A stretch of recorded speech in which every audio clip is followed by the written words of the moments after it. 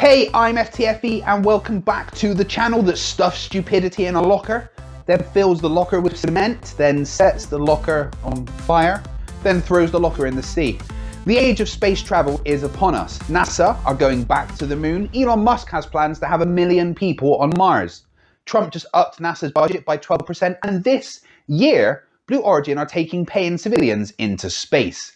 It's an amazing time to be alive, unless you're a flat earther. Then everything must be so confusing. Things like sunsets, phases of the moon, gravity, tying your own shoelaces. These are all concepts that escape the average flat earther. So what I don't understand is when these dregs of humanity proudly put their stupid on display for all to see. Like Mark Sargent, the king of the flat earthers. He recently went on British morning TV show This Morning with Philip Schofield and Holly Willoughby to try and convert the masses to the dumbest notion ever conceived. My favourite thing is how Philip spent the entire interview just straight up taking the piss out of Mark Sargent, and he had no idea. But then this is a man who misses even the biggest signs. There's the curvature of the Earth. I've been brainwashed, and I keep hitting this button for splashdown sequence and nothing happens. Capsule into the ocean. Start. Yeah. So this isn't working. It's not even working. So there's a broken watch on one of the astronauts. There's this broken. Yeah, this is broken. The Orion simulator is broken. It costs about $30 to get in per person, give or take. Everything is run down. Everything's worn. Everything is kind of... Let's take a look at the car crash TV that is Mark Sargent on This Morning for episode 39 of Flirfs Are Idiots. We're living on a disc, floating through space, with a tiny sun.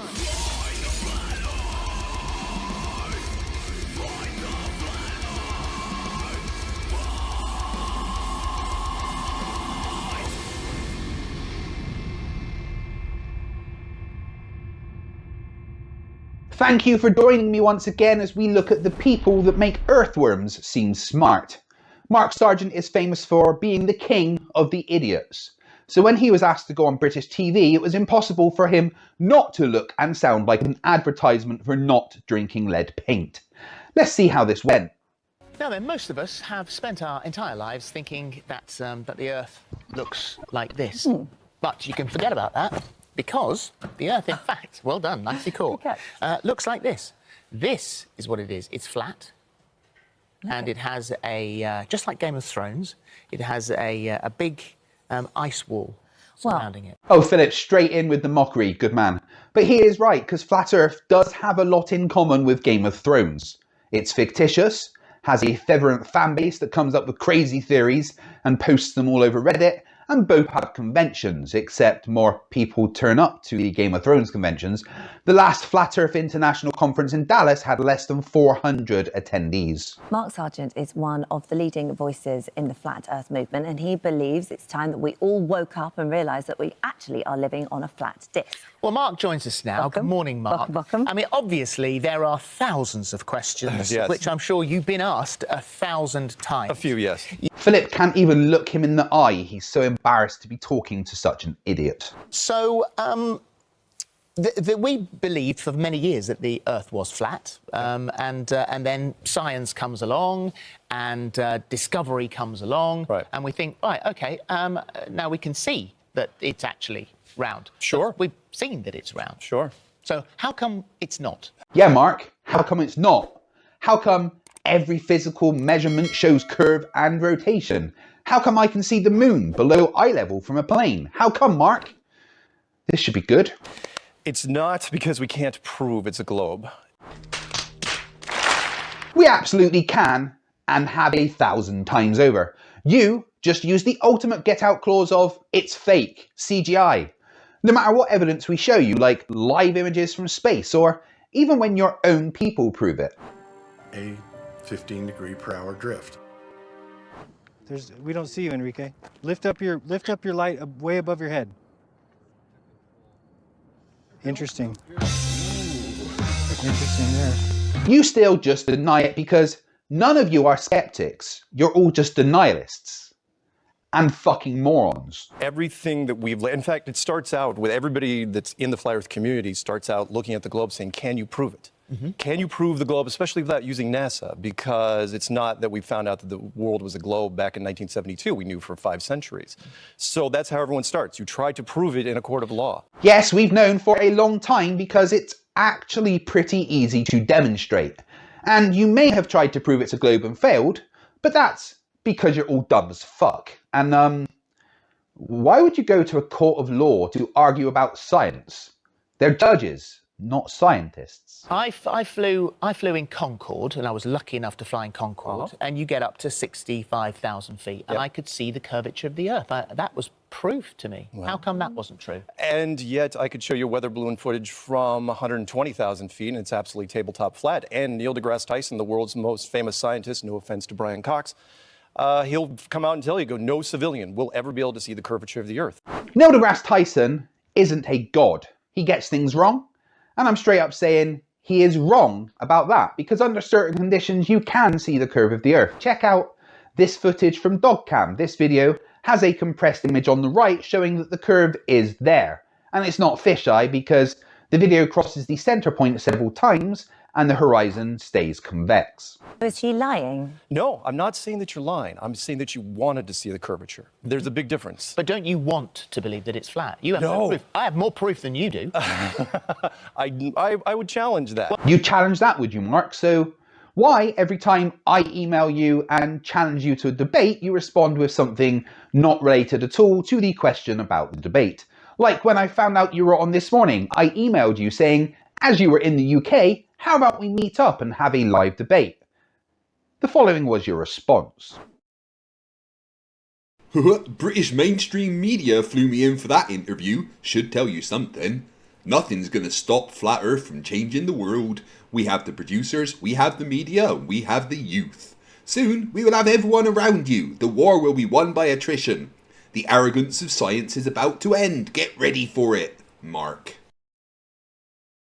I've got footage here that's direct from the space station, and that's live pictures from the space station now. Right. That's all a lie. Again, started from the American military. Yes, absolutely. I'm saying it's worse than that. So what is that then? What am I looking at if I'm not looking at live pictures? You're looking at CGI, nothing more. Something that started out very simple back in the 1950s and advanced till today. CGI?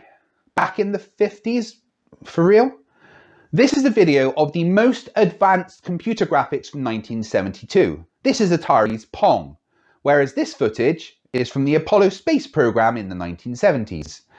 CGI like that was not possible unless, of course, the government had secret super CGI technology that no one else knows about. I'm a bit of a space nut. Sure. And so no. I mean, I'm very happy with that. Right. And I've got the app on my phone, which has got where the space station is right now. And I have, in the past, looked at those live pictures. Yes. And I have seen where the space station is and thought, right, it's coming over me now. And so I have watch the space station. You can see it as that light. It doesn't blink, doesn't flash, goes over as a solid light. And at the same time, I've looked at my laptop and I've seen where I am. Yeah. Oh, I'm not saying there's something up there. No question. Is there a vehicle that could be the ISS up there? Yeah. Are there people inside it? No, not a chance. And you can look at the interior footage and the production value is horrible. Production value is horrible? Well, what do you expect the inside of a space station to look like? The bridge of the Enterprise? No. The reality of space travel and living on the ISS is you are in a cramped environment with as much technology crammed into every space as possible. It's going to look a little bit messy, but let's take a look at this footage from a recent single-take tour of the ISS that was over an hour. There is simply no way they can fake this. There is nowhere for the wires that would have to hold up the astronauts to be. And it can't be a parabolic flight as they last no longer than 8 minutes. We've got I've interviewed, both of us, we've interviewed Tim Peake from this sofa. I know. And so what was I doing? Who was I talking to? Where was he? You were talking to a military officer, nothing more. I talked to Terry Virts, American astronaut. And look, they're all, you gotta remember, everybody that goes up there are high-ranking military. Wrong again, Mark. No surprise. There have actually been a few civilians in space, the first being Dennis Tito. This Queens, New York-born engineer turned millionaire was the first civilian to purchase a ticket to space, spending 8 days aboard the Soyuz TM-32 and the International Space Station. South African millionaire and founder of one of the most popular iterations of Linux, Mark Shuttleworth, had no problem securing funding for his trip. He forked over the needed $20 million and was able to board the Soyuz craft and the International Space Station. While up there, he participated in AIDS research and found time to holler at Nelson Mandela. There is also Gregory Olsen, and the first female space tourist, Anushen Ansari. Charles Simi, the head of Microsoft's Office Software Group, has been to space twice. Richard Garriott, who is a video game programmer from Britain, and Canada's first space tourist and owner of Cirque du Soleil, Gay Laliberté. But by the end of the year, that list of civilians that have been to space will have more than doubled. Why would you bother faking it? Yeah, why? What's the point of faking it? Well, that's one of the bigger questions, which is why keep this thing a secret? And we're talking about... No, but why fake it? Because if you don't fake it, eventually the private industry is going to get involved, and then they're going to find out on their own. The private industry is going to get involved? Are you saying no private industry exists around spaceflight? Do you ever think about what you're saying or do any research? Of course not. What the hell am I saying?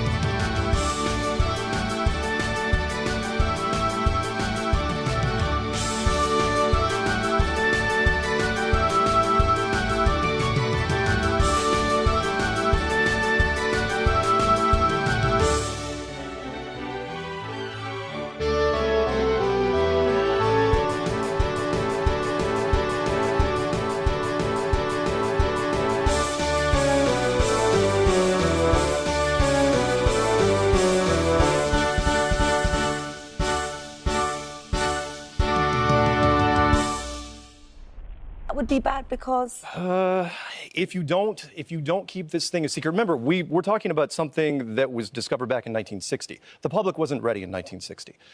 They just weren't. Their potential academically, economically, religiously, chaos potentially, and so they weren't going to take that chance. So they only discovered the Earth was flat in the 1960s. Well, what about Sputnik 1, Earth's first artificial satellite launched in 1957? Or the first image of Earth from space taken in 1946, or even the creator of the modern flat Earth movement, Samuel Rowbotham, or Parallax as he liked to be called, who himself died on the 23rd of December 1884, all before the 1960s, you idiot. So pilots are involved in this? No, not at all. No.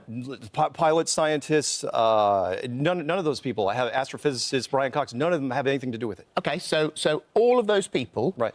Every NASA science, everyone who's scientist, everyone who's ever been involved in at any stage in any space program, whether it's industry that launches satellites, the various people that launch those satellites, everyone that's ever worked on the space shuttle or the Apollo program, they're all No, it's pointless. No. I mean, jobs are created, and it's compartmentalization. I mean, it's no different. Look, generals know the battle plans, but most of the officers below them don't. Were the Apollo, those massive Apollo We've been to the moon, right? Were those Apollo rockets that went up into the air, did they go? They didn't go anywhere. They just went off into the ocean and ditched. The fact that you think all these incredibly smart people have no idea what they are doing proves how much of a moron you are.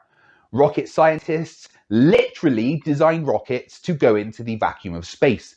They would have noticed if they were designing something that was just going to get ditched into the ocean. Plus we have footage of rockets from launch going into space, and pilots know the Earth is rotating. Every time they turn on a plane and fire up the 3 interferometric fiber optic gyros, they get that confirmed. I mean, again, I'm an American. Look, we're taught, rah, rah, go team, wave the flag. And so it's tough for me because I love the American space program. So you flew in a straight line to get here? I did fly in a straight line to get here, yes. And, over a level playing you've field. got... No, you didn't. Planes use the atmosphere to fly, and as the atmosphere curves with the Earth, when at cruising altitude, so does the plane. So we've got a dome over the top? Yeah. So let me do this real quick. So the globe that you threw away, what we're talking about is we are all brought up, taught that we live on this tiny little rock that's covered in a little bit of water and smoke. We're flying through this impossible vacuum of space. Did you just say we live on a tiny rock with a little bit of water and smoke sticking to it? In one sentence, you just said 3 of the dumbest things I've ever heard. The Earth's not tiny. It's 25,000 miles in circumference. That's really fucking big. As for the water, there is roughly 326 million trillion gallons of the stuff being held to the Earth because of gravity. That's not a little bit. And as for smoke, the atmosphere is not smoke. That's dumb. You're dumb. Flat Earthers are all dumb. We're saying that we live on a flat, enclosed world that is basically, you're basically living in a big soundstage with walls and a floor and a ceiling. The Truman Show. The Truman Show. Yeah, very, very, very similar. Say something, goddammit. You're on television. You're live to the whole world.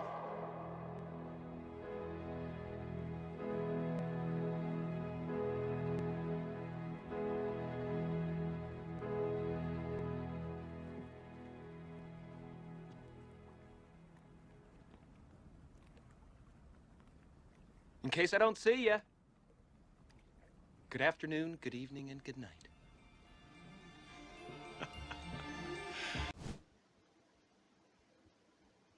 It is so big that even our best and brightest didn't figure it out until about 1960. And when they did, decide to keep it a secret. The really, really short version is you don't live on a globe. This is what it looks like on the outside. That's what it looks like on the inside. There you go. Oh, well, there you go. I'm fucking convinced. 2 sec.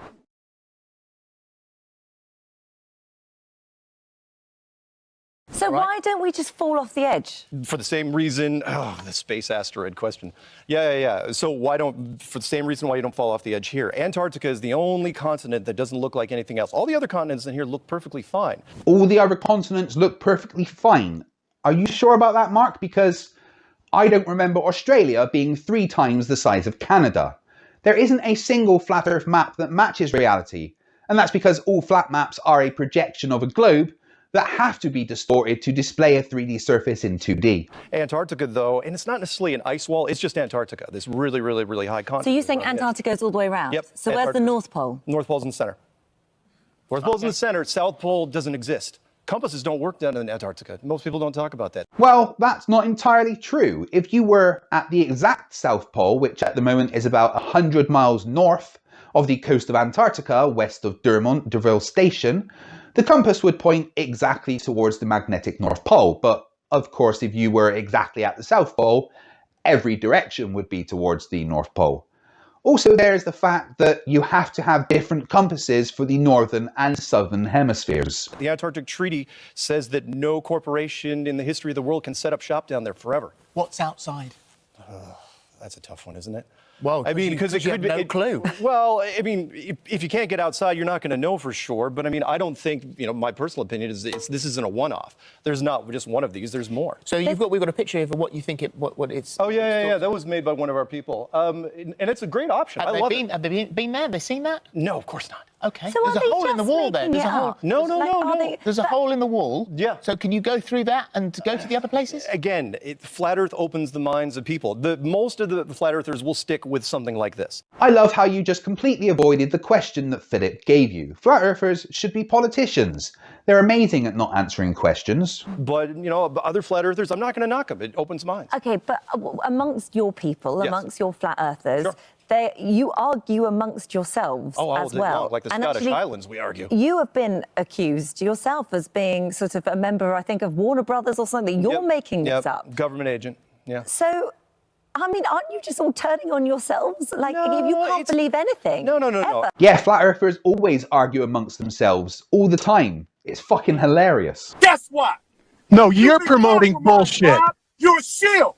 You're a shill. If you're sitting here talking about giants are real based on the Bible, you're a fucking shill. No, I'm not saying they're real.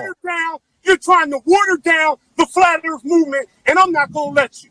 Oh, good. Well, then you just stop me there, Curtis. First of all, you just stop me for sharing my opinion. Then on top of that, you did that shitty ass documentary Behind the Curve that makes us look even more crazy. Oh, yeah, and I was the one that did all the editing to make us look bad. Is that right, Curtis? Is that your contention? Well, you're an idiot. You're a fucking idiot, okay? You're a fucking idiot, and you're a shill. And you know you are. You've been Oh, cry about it, Curtis. Come on. You think I won't call you out? I am. Call me out.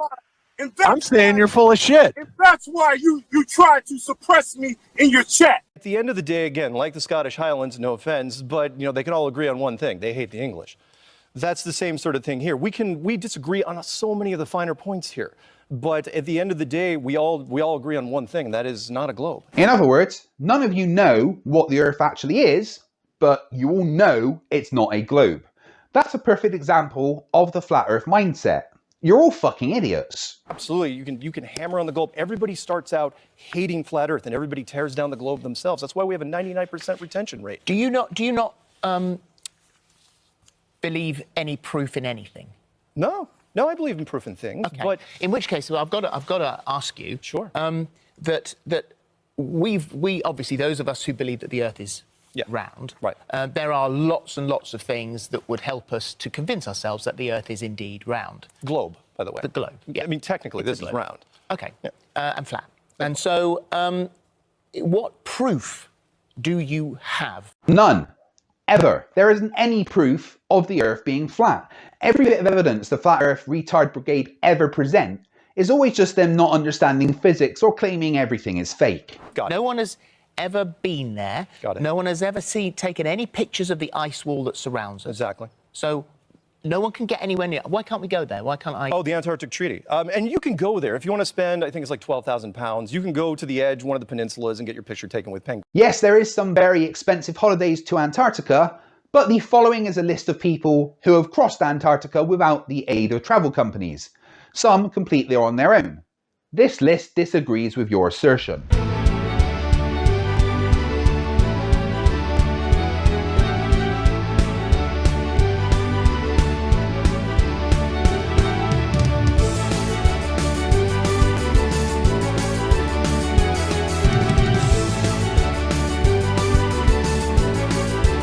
No, I want to see the wall. Well, no, Well, I mean, the wall itself Attenborough's been just to extends for a long.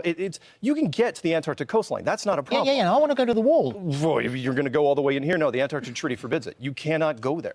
It's locked down. It's the only unbroken treaty in the history of treaties. So How do you know every that? country in the world. Oh no, it's not secret information. None of this stuff is secret information. But where are you getting that information? What, the Antarctic Treaty? It's public domain. I mean, it's a PDF. In fact, I gave it to your producer. It's amazing, since as you say the Antarctic Treaty is public domain, that you can get what it says so wrong.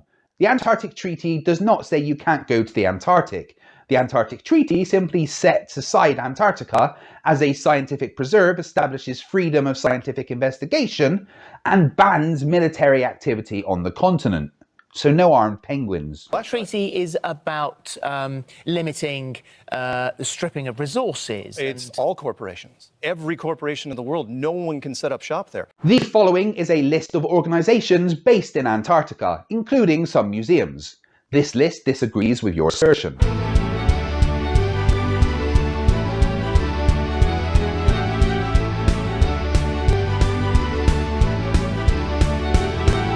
only piece of real estate in the world that's not owned by anybody. A little strange, since we're fighting over real estate all the time. Yeah, but everywhere else on the planet isn't a desolate, freezing, cold desert of snow and ice that will kill you in a few minutes of exposure. I mean, stripping of resources, in a treaty that was built in 1959, environmentalism wasn't even a word back then. Do we communicate with anyone out there? Is there any trade between the two places? I don't know.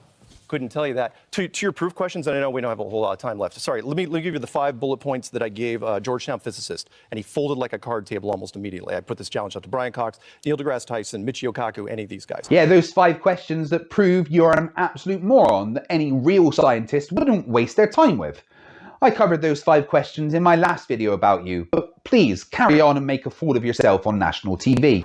First one would be long distance photography. Curvature of the Earth is 8 inches per mile squared. We eventually should not be able to see over the hill. We should be a hill. It should be gone. HD technology has changed that. Now we can see things way, way further. There's some wonderful work being done by Nathan Oakley and some UK teams where they're actually seeing a horizon behind oil platforms at 10, 15, 20 miles. Ah yes, the black swan photo. This is what Mark Sargent is talking about, and yes, the distance you can see is further than the curvature of Earth would allow, but that is because refraction is a thing. And in this picture, the K value is less than 1, which would make the water look concave.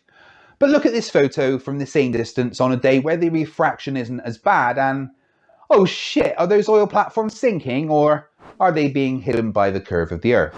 Gravity versus the vacuum of space. Gravity's holding things down, right? That's gravity, no problem, right? You make the upper part of this a vacuum chamber, you pull a cork, everything's gonna rush upstairs. Well, why, when you go outside, why isn't the air outside rushing into space? You can't, the atmosphere. Why doesn't it go into space? Can't say gravity anymore because gravity didn't hold the air in this room for that little test. The only reason a vacuum could suck the air into the room on a higher level is because the air is being pushed on by all the air above it. In atmosphere, you can't have a vacuum stronger than the push of the air pressure, which is caused by gravity, and gravity is acting on every molecule of air equally. Space doesn't suck because vacuums don't suck. We have an atmosphere because of gravity. Third, the moon eclipse is too small. The moon eclipse is 70 miles wide and the moon is 2,000 miles wide. We never see that in nature. The moon eclipse we say the moon is about 70 miles wide. If the light source is bigger than the object that is casting a shadow, the shadow will be smaller than that of the object.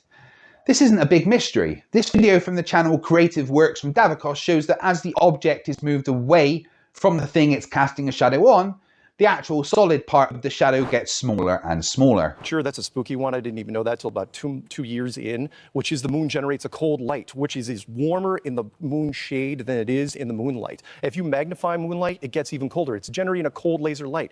It doesn't even make sense. No, the moon does not generate a cold laser light. There's no such thing as cold moonlight. You are talking about radiative cooling. For fuck's sake, Mark, come on, you dumbass. And the last question, which is the Van Allen radiation trap question, which is, are the Van Allen radiation belts deadly? Yes or no? If they are deadly, then how'd the Americans get past it with no shielding whatsoever? Remember, the only thing that can stop radiation is gold, lead, and a whole bunch of water. They went with aluminum and plastic. Nobody died. Nobody got radiation poisoning. Nobody even got cancer. There's still 5 of them walking around today. If you say yes, then why does NASA have this wonderful video, Ryan trial by fire, saying, oh yeah, we can't send any capsules into space because we haven't solved the radiation problem yet? You know what? This amount of condensed stupid actually burns. Please, Mark, just go to the remedial classroom.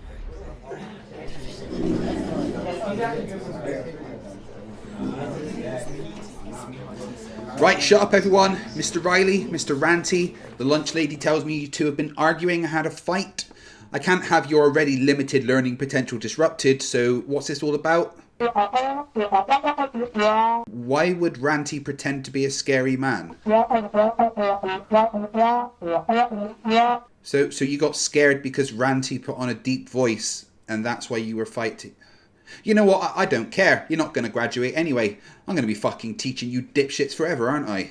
Right, the Van Allen belts. Yes, there is areas of highly charged particles that could potentially be an issue to prolonged exposure, but the majority of the radiation they would encounter could actually be blocked by a piece of paper. As for the rest, they simply went for an area of lower radiation and spent as little time as possible in the Van Allen belts. Over the course of the Apollo missions, astronauts were exposed to doses lower than the yearly 5 rem average experienced by workers with the Atomic Energy Commission, who regularly deal with radioactive materials. And in no case did any astronaut experience any debilitating medical or biological effects. And beside, the Apollo astronauts were former test pilots. Flying to the moon, radiation exposure included, was still a safer day at the office than putting an experimental aircraft through its paces in the skies above Edwards Air Force Base. As for what NASA said about not being able to get through, they were talking about the extra shielding needed for our increasingly digital technology. But it's sorted now, and NASA are going back to the moon. I wish all of you were on the moon. Go home. I hate you all. And that's all the stupid that I can take for today. But before I go, I want to say a massive thank you to all my patrons. It's thanks to the support and generosity of you guys that I'm able to do this full time, bring you great content, and continue to fight the stupid. Patrons get to vote on what each episode of my series Stupid Humans will be about, early access to some videos, and the chance to come on some live streams. Your support is amazing.